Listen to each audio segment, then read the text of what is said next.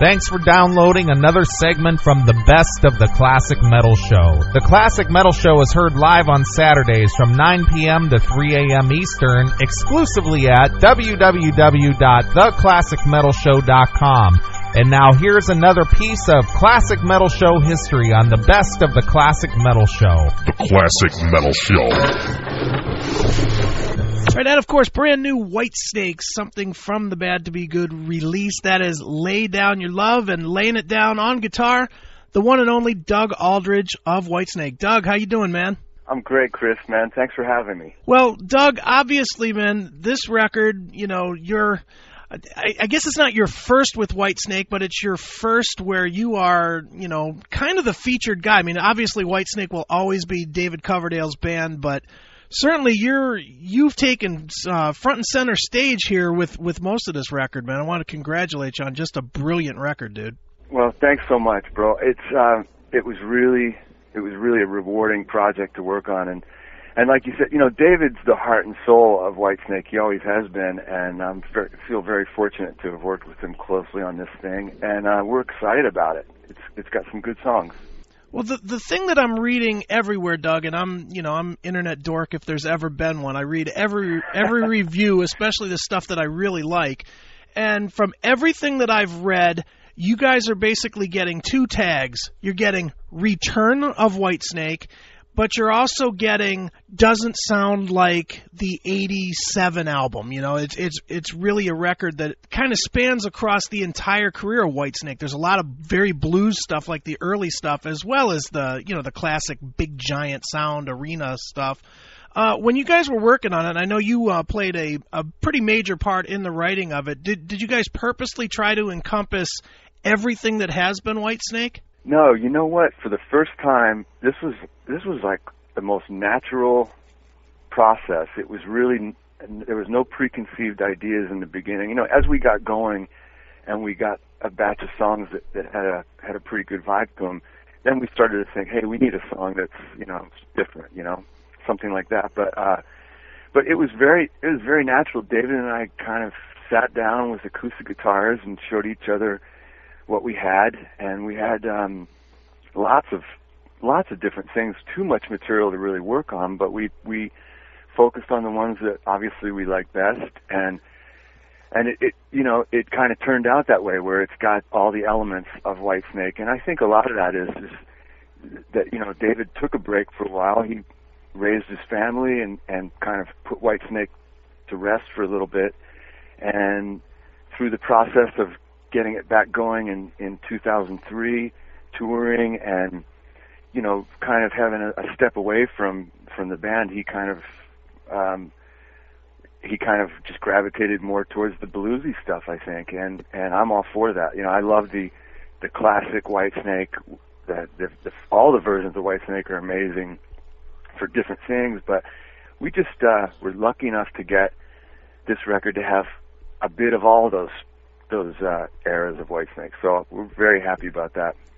As a guitar player, Doug, and you know, yourself and Reb as well, you know, playing all of the classic stuff as well as the new material, what kind of pressure does that put on you, if any, to kind of span the different sounds that Whitesnake has had? Because I mean, there are very different sounds. If you listen to Love Hunter, it doesn't sound anything like the Slide It In record, and you know what I'm saying. And you guys are covering a little bit of all of that. Is it difficult to, you know, change directions with your playing to kind of, you know, capture the vibe of each era when you're doing it live?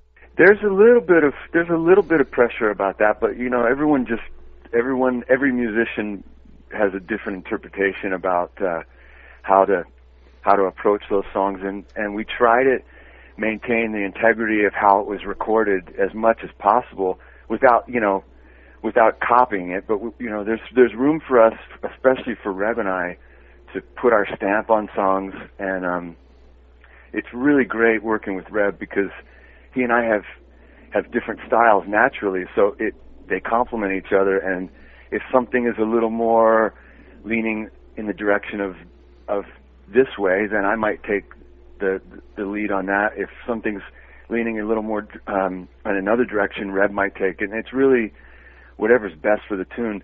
But it would be very difficult to play all that stuff perfectly, because stylistically, we're just two guys, and we're talking about guitar players in Whitesnake that spanned 30 years now. So we do our best, and we definitely want to have respect for the original versions. But when you're on tour, you gotta do it your own way, Sure. As much as you gotta play it like the record, there's got to be room to put your stamp on it and own it. Of course. Well, Doug, with the new record, and I'm more curious of this only because I remember reading in Circus or Hit Parade or a zillion and 5 years ago, I remember reading an interview with David Coverdale right after John Sykes left the band, and he said that he would never go back to writing with a guitar player again. And I don't remember the context of it or whatnot, and that's not really important. The question I have, though, is what did you bring to the table that kind of got him to change that view? I guess tenacity, man. He couldn't get away from me. We were on tour together for 5 years. But no, we just hit it off. David is it's been very inspiring to work with him, and he's been he's really generous with the band as far as giving us room to do what we want to do and experiment. And through all that stuff, I just started to get some ideas and things that hopefully inspired him. I think they did, and he definitely inspired me. And we just kind of, aside from music too, Chris, we're like really good friends. Our wives hang out, and I've spent a lot of time obviously working on that project with his family, and they're just great. It's so cool to have a friendship as well as a working environment. And the cool thing too is that when we're hanging out as friends, it's just really easy. We watch movies, go to dinner. But then when we're working, we kind of drop the friendship part, and it's like, okay, look, this is what we need to accomplish today. Let's get this done, and we're hard on each other, So I hope that he knows he can trust me to be honest with him, and he's definitely straight with me. Even sometimes when I don't want him to, he'll tell me, no, do it this way, or I think this would be better. And if I really, feel differently, then we'll butt heads. But the thing is that it's all for the best of Whitesnake, and that's really, I think, hopefully what I brought to this thing is just the caring to get the best for this record. Well, Doug, I want to go backwards a couple of years, because certainly while you're doing great work in Whitesnake, you gave me one of the most depressing moments of the 21st century when you decided to leave Dio, man. I've said it over and over again. You absolutely revitalized Dio in a time where a lot of people were starting to wonder if it was over for Dio. And then, Killing the Dragon might be the best Dio album since the 80s, man. I wanted to congratulate you on that as well. Just a great record. Well, thanks, Chris. Opinions vary on that. Sometimes, it's tough to please everybody when when you're working with somebody like Ronnie or with David. It's tough to please everybody that has been a fan for all those years, because everyone's got their favorite periods. But I came in at the end of the Killing the Dragon project, and just at that point tried to, as I said, tried to own those songs. The songs that I didn't write with him, I tried to put my stamp on, and then I tried to bring a couple of things that maybe the record needed. And it was cool, man. It was a lot of fun, and a great experience for me to work with Ronnie on that record and tour with him. And I think that really got my head together for what it would take to, when the opportunity came to work with David, it really helped me, because I had a little more preparation, I guess. Was it difficult? But yeah, no, that was fun, man. That record was very cool, and it was great to work with Ronnie. He's amazing. Was it difficult to come in off of the quote unquote Tracy G era, because the fans just, for whatever reason, good or bad, the fans did not like Tracy's playing, and certainly when you joined the band, you have a very different dynamic than he does, and certainly I think fans appreciated that. Well, it's just different. I think as time goes on, people from people I've talked to, some people are really glad about the Tracy G time with Ronnie, and And I think, Tracy's a killer guitar player. He's probably the heaviest guitar player of all the Dio guitar players. And but before I actually got to work with Ronnie, he had gotten Craig Goldie back, and that was a really good step that set it up for Killing the Dragon. And Craig's an amazing player. He's got like a real Ritchie Blackmore flair to him, and the fans really dig him. And I forget what happened exactly, but he left the band, and that left the door open for me. So I just did my best with it. Well, moving back to Whitesnake, Doug. Obviously, the new album, Good to Be Bad. It's just being applauded everywhere. When you guys were done with it, did you just know that you guys had really hit a home run with it? Not at all. Like I said, Chris, we just wrote what we liked, and we knew we had some good stuff that we were going to like. But you can't really plan for anything, and we're hopeful that we'll be able to get the music out to people, that will be able to hear it, and that they'll enjoy it as much as we did making it. But I always wondered that too when I'd hear a record that was just mind blowing. Like when they did the '87 record, I wondered if they thought that. But I think David answered that, and he said no, he didn't know. He just was doing his thing, and that's pretty much what we did with this. But there's also, after every project, there's always things you wish you could have changed, or that could have been better, or whatever. And you can work on these records forever. Keep making improvements and changes, and hey, let's try this. I mean, there's no end to it. So you just have to go, hey, the record's cool, we dig it, let's get it out, and move on. Right. Well, Doug, there has been since in the last couple of years, in the last about 4 or 5 months, I guess, there has been one member change in Whitesnake, with Chris Frazier coming into the band to play drums. What happened? What happened with Tommy, and how did Chris end up in the fold? Tommy was, first of all, Tommy's a big part of Whitesnake as far from my perspective. And he's done a lot of time with Whitesnake, and it's been really, really cool. And I think that when David and I were doing demos and writing and stuff, a lot of times we spent hours on programming drum parts, and we always had Tommy in mind for it. And we'd program stuff that was kind of, from a singer guitar player point of view, it sounded kind of like something what Tommy would do. And we had told him, roughly when we were going to need him, or David had told him, and unfortunately he had some scheduling conflicts that made it pretty much impossible for us to keep our schedule. And it's nothing against him. It was just a time frame thing that didn't work out. And at that point, we had a choice to basically push back the whole project or to carry on with somebody else. And I don't even know if Chris was, if it was a band member situation at that point. I think that we were maybe planning on having Tommy come back, but we were going to carry on with the project. And okay. Chris did such an amazing job on it. It was kind of undeniable that he should be in the band. Great. So I take it then there's a good vibe with him, as far as playing with the rest of you guys.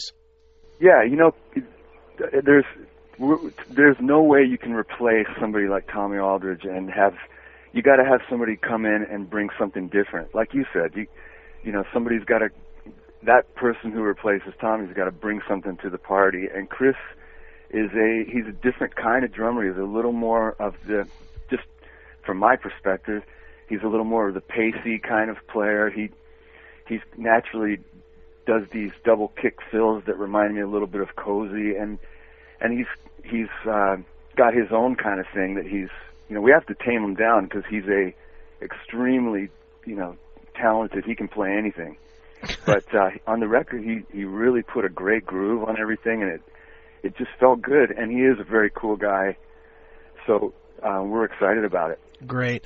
Now, Doug, obviously, looking at the history of Whitesnake, they have more former members than, probably 4 or 5 bands put together.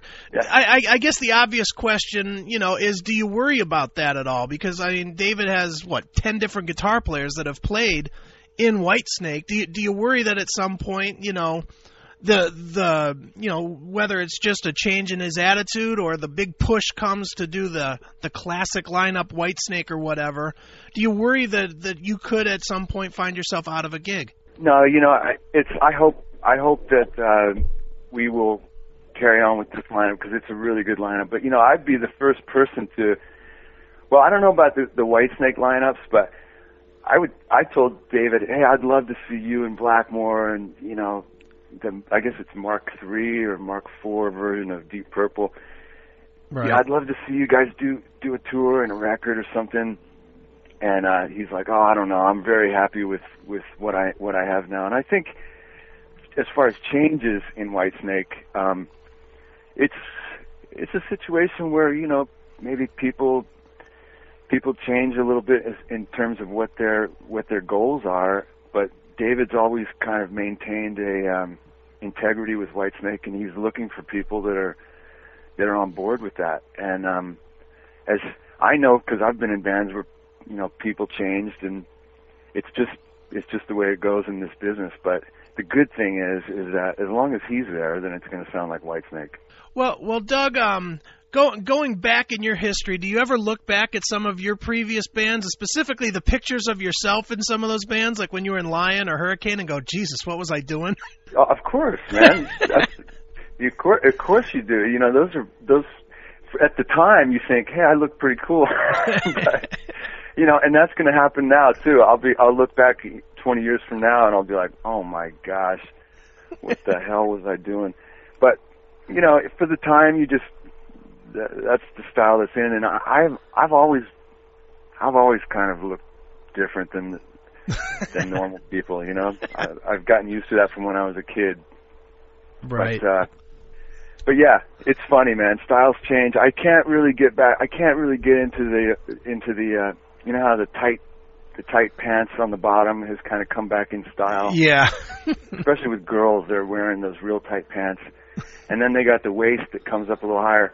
And that's the kind of, stuff that we were all wearing in the 80s, and I just can't really go there now, It's the style, but I can't do it. I have to stay with the flares. Do you cringe at all when, like a House of Lords video or a Hurricane video shows up on VH1? I try to have the clicker handy for times just like that where I would go back to, MTV Raps or something. Just at that point. But no, I don't really enjoy watching stuff that I've done, and even sometimes don't even listen to what I've done in the past because like I said, you in hindsight you go, oh, I should have done this, I should have done that. Why, and you can beat yourself up about it. Sure. So I kind of let that stuff go. Well, Doug, obviously Whitesnake, big release with Good to Be Bad. I'm assuming you guys are getting ready to tour the world for, a year or so, or what is it looking like? Well, we're hoping to. We've got about 5 or 6 months planned at the moment, and I know David's working on stuff for the U.S. because we haven't been here for 3 years, I guess. Sure. But we started actually about a month ago. We started in New Zealand, and then we did 4 or 5 shows in Australia that went really good. And it was actually like a perfect thing because the record, obviously wasn't out yet, and we could kind of get out there and break the ice with Frazier and make sure he was cool. And he came through with flying colors. The band just sounds really, really tight. So we're happy about that. But then we had a little time off, and David did some promo in Europe. So he's been working the whole time we've been off. But we start rehearsal the end of this week, and then we go to South America for a month, then to Europe for about 2.5, maybe 3 months. And hopefully, and he's got a couple other things that he mentioned for the fall, but I'm hoping that we can get in the States, around September. Well, the new Whitesnake album is called Good to Be Bad. Doug, before I let you go, is there anything that we're missing that you want fans to know? There probably is, but like I said, I'll probably figure that out after I hang out with you. Nice. But I'm very thankful for, for the support that the fans give David and Whitesnake and all of us, and really hope that everybody enjoys the record. We had a great time making it. It was seriously hard work. I mean, it kicked our asses, but at the same time, it was very rewarding, and we're really happy and proud of it. So I hope everybody digs it. Excellent. And thanks to you, man, for spreading the word. Well, before I let you go, Doug, I need to ask you what is known as the traditional classic metal show question. It's something we ask everybody. It has nothing to do with your band, but almost every single time we get a unique answer. So I'm sure you'll be no different. I'm sure. What is it? How has Lemmy from Motorhead influenced your career? He's got some serious balls, man. Lemmy is a badass, and anytime that you think that you're kicking ass, you can always look over at Lemmy and he'll inspire you to be better. But I've got another Lemmy story. Okay. That was really good. That back in the 80s, there's a bar in LA called the Rainbow, and Lemmy basically, I think Lemmy might own part of the Rainbow or something, because he was there all the time in his free time. He's always there. And this was years ago. I met him, and he was just hanging by himself, and we were talking for a little bit, and he gave me a little advice about picking up girls. He says, never hunt for birds in pairs, because somebody's always going to get the short end of the stick or something like that. And then he walked away. That was it. That was my advice from Lem, and I've tried to follow that advice throughout my career. Perfect. But no, seriously, Lemmy's he is a badass. Absolutely. I saw those guys play. We did a couple shows with them 2 years ago, and he's the man. And they got a really cool tour, it looks like, coming up in the States. So that's going to be good.